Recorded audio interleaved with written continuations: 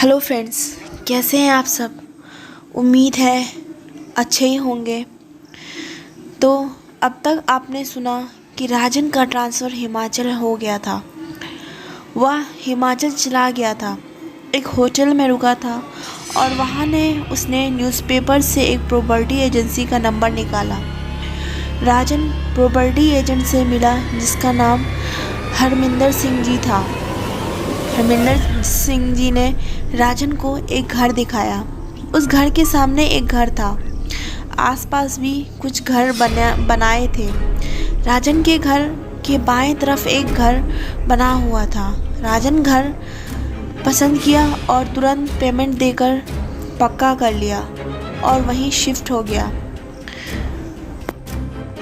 तो बढ़ते हैं इस कहानी के पार्ट 2 की तरफ। तो अगर आप इस चैनल पे नए आए हैं तो इसे सब्सक्राइब करना ना भूलें और बगल में पड़े बेल आइकन को ज़रूर प्रेस। इस कहानी को ज़्यादा से ज़्यादा शेयर करें। अगर आप चाहते हैं कि आपके साथ कोई भी एक्सपीरियंस या आपकी कोई भी कहानी को मैं अपनी आवाज़ दूं तो मुझे इंस्टा पे भेज सकते हैं। मेरी आईडी है 2020 फ़िज़ा। तो बिना देरी के कहानी को पूरा सुनने के लिए बने रहें फ़िज़ा के साथ।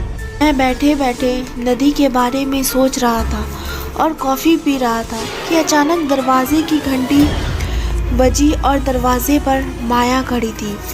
माया बेहद ही खूबसूरत है, जिसे देखकर राजन उसे देखता ही रह गया। माया थोड़ी देर के लिए आई और चली गई। सुबह हो चुकी थी। राजू आगे के कमरे में सोया था तो सूरज की किरणें उसके चेहरे को छू रही थी।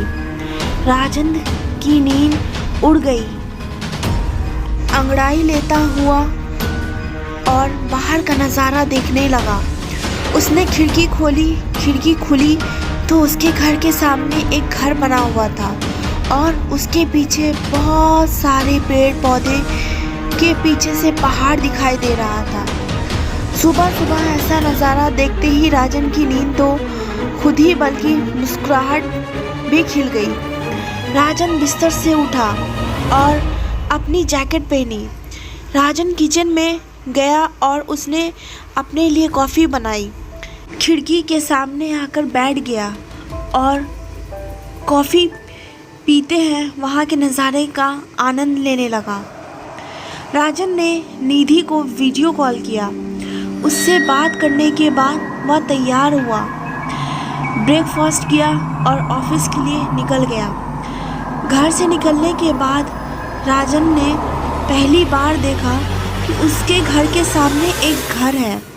घर के दाहिने तरफ एक चौड़ी सी सड़क जाती है, बाईं तरफ एक घर है। सड़क के उस तरफ एक मंदिर बना हुआ है और उस तरफ एक कतार में कई घर बने हुए हैं। सामने एक ही घर बना हुआ है और उसके आसपास पेड़ पौधे, कुछ पार्क वगैरह बने हुए हैं। ऑफिस में काम करते करते कब पूरा दिन निकल गया पता ही ना चला। अंधेरा होने लगा था। वैसे भी सर्दियों के दिनों में अंधेरा कुछ ज़्यादा ही जल्दी हो जाता था। दिन छोटे और रात लंबी हो जाती है। राजन ने अपने कैबिन को समेटा और घर की ओर निकल पड़ा। अब तो राजन को वहाँ रहते हुए लगभग 20 दिन हो चुके थे। राजन ने ऑफिस को समेटा और घर के लिए निकल गया। राजन उनके घर में कोई ना था तो खाना बनाने वाला भी कोई ना था, तो उसने सोचा कि रास्ते से कुछ पैक करवा लेगा।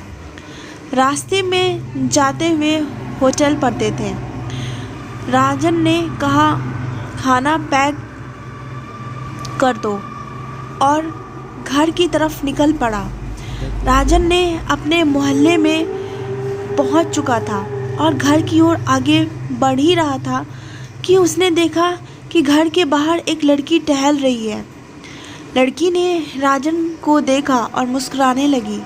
राजन ने भी जवाब में मुस्कुरा दिया।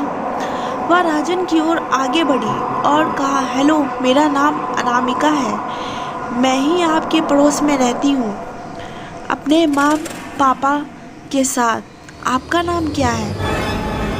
राजन, मेरा नाम राजन है और मैं यहाँ नया नया आया हूँ। मुझे यहाँ रहते हुए करीब 20 दिन हो चुके हैं। अनामिका, हाँ मैंने देखा है आपको। पीहू, पीहू। अनामिका, मैं चलती हूँ, मेरी माँ मुझे बुला रही है। वह मुझे प्यार से पीहू बुलाती है। राजन ने मुस्कुरा दिया, वह जाने की जैसे अनुमति दे रहा हो। अनामिका वहाँ से चली गई। राजन अपने घर की ओर आगे बढ़ रहा था। अचानक सारे मोहल्ले की लाइट चली गई। एक तो घुप अंधेरा, उस पर लाइट का चला जाना। राजन को बहुत गुस्सा आ रहा था, पर कर भी क्या सकता था। उसने अपने फ़ोन की लाइट ऑन की और अपने घर की ओर चल पड़ा। राजन ने अपने घर का ताला खोला, घर में दाखिल हो गया, सामान रखा कि अचानक बिजली वापस आ गई। राजन ने राहत की सांस ली। राजन गया, उसने हाथ मुंह धोया और अपने लिए कॉफ़ी बनाने लगा कि अचानक दरवाजे की घंटी बजी। राजन ने सोचा कि इस वक्त कौन होगा। राजन दरवाज़ा खोलने गया तो उसने दरवाज़ा खोलकर देखा कि सामने पीहू खड़ी है। राजन, अरे पीहू, इस वक्त यहाँ? पीहू, हाँ, वह मैं आपके खाने के लिए कुछ लेकर आई थी। आप अकेले रहते हैं ना यहाँ पर? पीहू की आवाज़ बहुत ही प्यारी थी। पीहू की आवाज़ में मानो जादू था। राजन मंत्रमुग्ध हो गया। पीहू की आवाज़ सुनकर। पीहू की आवाज़ में सिर्फ मधुरता ना थी, बल्कि एक खनक थी। वह बोलती थी तो ऐसा लगता कि छनकार हो रही है। राजन, हाँ मैं अकेला ही रहता हूँ। अरे अंदर तो आओ, राजन ने कहा। पीहू भी मटकते मटकते राजन के घर में दाखिल हो गई। घर को गौर से देखने लगी। पीहू काफ़ी छोटी थी उम्र में। वज़न से पीहू की उम्र रही होगी करीब 17 या 18 साल। देखने में पीहू भी बेहद खूबसूरत है। गोरा रंग, बड़ी बड़ी आँखें, जैसे उसमें सारी दुनिया समा गई हो। आँखों की पुतलियों का रंग काला था, गहरा काला, जैसे अमावस की रात। पीहू के बाल बहुत लंबे थे, लंबे, घने और एकदम गहरे काले रंग के। उस पर एक छोटी सी नाक और 2 गुलाबी होंठ। अरे वाह, कहानी सुनी है ना? स्नो वाइट वैसी ही दिखती है, ना ज़्यादा दुबली ना मोटी। पीहू की छोटी उम्र उसके रूप में 4 चांद लगा देती थी। एक अलग ही खूबसूरती होती है लड़कियों की जब वह किशोरावस्था की ओर बढ़ती है। राजन ने पीहू से पूछा, कॉफ़ी लोगी? कॉफ़ी पीती हो तुम? पीहू, नहीं मैं कॉफ़ी नहीं पीती हूँ, मैं यहीं बैठ जाती हूँ, आप पी लीजिए। राजन मुस्कुरा दिया। राजन कॉफ़ी लेकर आया और पीहू से बातें करने लगा। कुछ देर बाद वहाँ से चली गई। दरवाजे की घंटी बजी। राजन बार बार दरवाजे की घंटी बजने से परेशान हो रहा था। राजन फिर दरवाज़ा खोलने गया तो उसने देखा कि बाहर माया खड़ी है। राजन, अरे मिसेज माया, आप इस वक्त? माया, क्या मैं अंदर आ सकती हूँ? राजन ने माया को अंदर आने का निमंत्रण दिया। माया अंदर आकर बैठ गई। माया काफ़ी गंभीर लग रही थी। उसने घर को गौर से देखा। उसने फिर राजन को देखा। माया, मिस्टर राजन, मैं इससे पहले भी कई बार आपके घर आ चुकी हूँ, लेकिन अब तक मैंने आपको जो बात नहीं बताई है वह मैं आज आपको बताने जा रही हूँ। कृपया कर आप रात को बाहर ना निकलना। मैंने आपको कई बार खिड़की से बाहर रात में जाते हुए देखा है, तो कृपया कर रात में खिड़की को बंद ही रखें और रात में किसी को घर में आने का निमंत्रण ना दें। राजन को माया की बात थोड़ी अजीब लगी और यह मन ही मन हंस भी रहा था कि कैसी बातें कर रही है। पर उसने माया से पूछा कि माया जी, आप ऐसा क्यों कह रही हैं? माया, मिस्टर राजन, यह एक पहाड़ी इलाका है और पहाड़ी इलाकों में अक्सर कई खतरे देखे गए हैं, जैसे कि जंगली जानवर और कई रूहों के भटकने की भी बातें हैं। पहाड़ों में अक्सर सुनी जाती हत्याएं। कृपया कर आप उन खतरों से अपने बचाव के लिए ही मैं घर के अंदर रही और रात में किसी को घर के अंदर ना आने देती। माया ने अपने हाथ में एक दुर्गा जी की मूर्ति ली हुई थी। उसने वह मूर्ति मिस्टर राजन को पकड़ा दी और कहा कि मैंने देखा है कि आपके घर में अभी कोई मंदिर नहीं है और आपने किसी भगवान की मूर्ति को भी अपने घर में स्थापित नहीं किया है, इसलिए मैं यह दुर्गा जी की मूर्ति आपके लिए लेकर आई हूँ। दुर्गा जी शक्ति का प्रतीक है, यह आपकी रक्षा करेंगी। राजन ने दुर्गा जी की मूर्ति ले ली और उसे अपने कमरे के टेबल पर रख दिया। माया, राजन जी, मुझे लगता है कि मुझे अब चलना चाहिए। माया घर से चली जाती है और राजन दरवाज़ा बंद करके वापस आकर बैठकर खाना खाने लगता है। राजन खाना खाते हुए निधि के बारे में सोचने लगता है। खाना ख़त्म हो जाता है और वह निधि से बात करने लगता है। राजन, हेलो निधि, कैसी हो? निधि, हम लोग ठीक हैं, आप कैसे हैं? कल की छुट्टी ले रखी है ना? आपने कल हम लोगों को लेने आना है वहाँ पर। राजन, मेरा भी खाना हो गया है, बस अभी हाँ, छुट्टी ले रखी है। तुम लोग दोपहर तक आओगे ना यार? निधि, हाँ, इतना टाइम तो लग ही जाएगा, आप टाइम से पहुँच जाइएगा स्टेशन हम लोग को लेने के लिए। राजन, हाँ, टाइम से पहुँच जाऊँगा, पक्का, तुम लोगों से पहले ही पहुँच जाऊँगा। निधि, यार बहुत याद आ रही है तुम लोगों की। निधि, राजन को तंग करते हुए, माँ की याद आ रही है या मेरी? निधि हंसने लगती है। राजन, इधर राजन भी मुस्कुरा देता है और कहता है कि क्या यार, मेरी तुम दोनों की याद आ रही है, अकेला पड़ गया हूँ यहाँ पर। निधि, अब अकेले कहाँ जनाब, हम तो कल ही आ रहे हैं। चलिए ठीक है, सोते हैं। बात करते करते कुछ देर हो जाती है। उसके बाद राजन फ़ोन रख देता है। निधि भी सो जाती है। अचानक फिर से दरवाजे की घंटी बजती है। इतनी रात को कौन हो सकता है?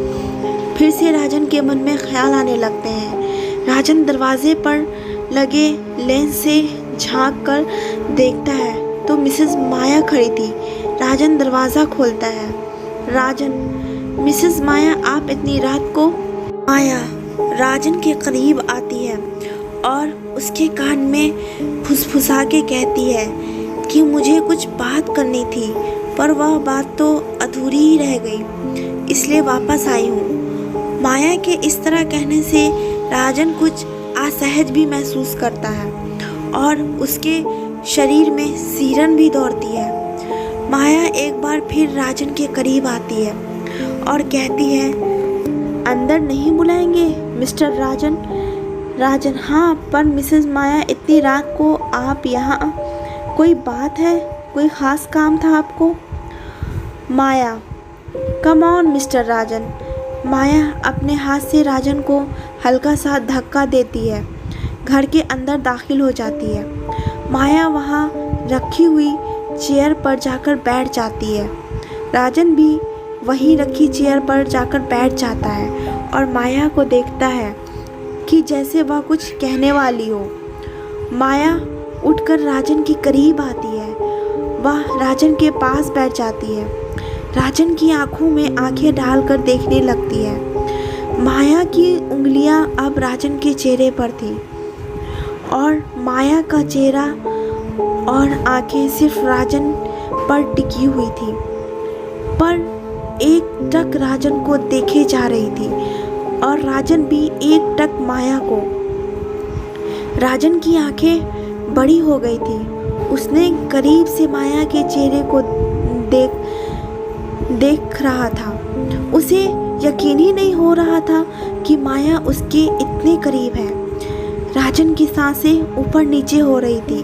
माया तो ऐसे ही बहुत खूबसूरत है, स्वर्ग की अप्सरा की तरह। राजन को यकीन नहीं हो रहा था कि स्वर्ग की अप्सरा उसके इतने करीब कैसे आ गई, जबकि वह भी शादीशुदा है और राजन भी। राजन की सांसों की गति बहुत बढ़ गई थी। ऐसा लग रहा था जैसे कि तेज गति से कोई रेल पटरी पर दौड़ी जा रही हो। वह अपनी धड़कन को महसूस कर पा रहा था, सुन पा रहा था। धक धक धक धक धक धक। राजन के माथे पर पसीना आ चुका था। माथे का पसीना टपक कर आंखों के पास से गुजरता हुआ गालों पर होते हुए गर्दन पर जा पहुंचा था और अचानक उसने देखा कि माया उसके और करीब आ रही है। माया उसे गर्दन की ओर जा रही थी और वहां उसने अपने सर रख दिए। राजन की आंखें बंद हो गई। वह माया को महसूस कर रहा था, माया के सांसों की गर्मी को महसूस कर रहा था। टिंग टोंग दरवाजे की घंटी बजी। झट किसी राजन ने अपनी आंखें खोली। उसने माया को एक तरफ किया और दरवाज़ा खोलने के लिए उठा। राजन ने देखा कि सब कुछ सही है। राजन ने जैसे ही दरवाज़ा खोला उसे यकीन नहीं हो रहा था। राजन ने अपनी आंखें मस ली और एक बार फिर से देखा। राजन के चेहरे का रंग उड़ गया। उसका चेहरा पीला पड़ गया, आंखें बड़ी बड़ी। राजन को ऐसा लग रहा था जैसे कि उसके पैरों तले ज़मीन खिसक गई हो और वह कहीं गर्त में जा गिरा हो। राजन जहाँ था वहीं जम गया। उसका दिमाग सुन्न पड़ गया। सोचने समझने हिलने की क्षमता एकदम खत्म हो गई थी। अचानक राजन को ख्याल आया। उसने अंदर की तरफ देखा। राजन के चेहरा का रंग अब भी उड़ा हुआ था। आखिर कौन था दरवाजे पर? इसको देखकर राजन के होश उड़ गए और उसका चेहरा पीला पड़ गया। जानने के लिए इस कहानी का अगला एपिसोड देखिए।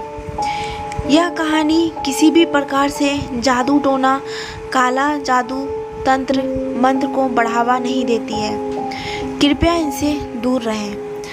और हाँ, अगर आप इस चैनल पे नए आए हैं तो इसे सब्सक्राइब करना ना भूलें और इस कहानी को ज़्यादा से ज़्यादा शेयर करें। अगर आपको कहानी पसंद आई है तो कमेंट बॉक्स में कमेंट करके ज़रूर बताएं। तो मिलती हूँ नेक्स्ट एपिसोड के साथ। तब तक के लिए बने रहें फ़िज़ा के साथ।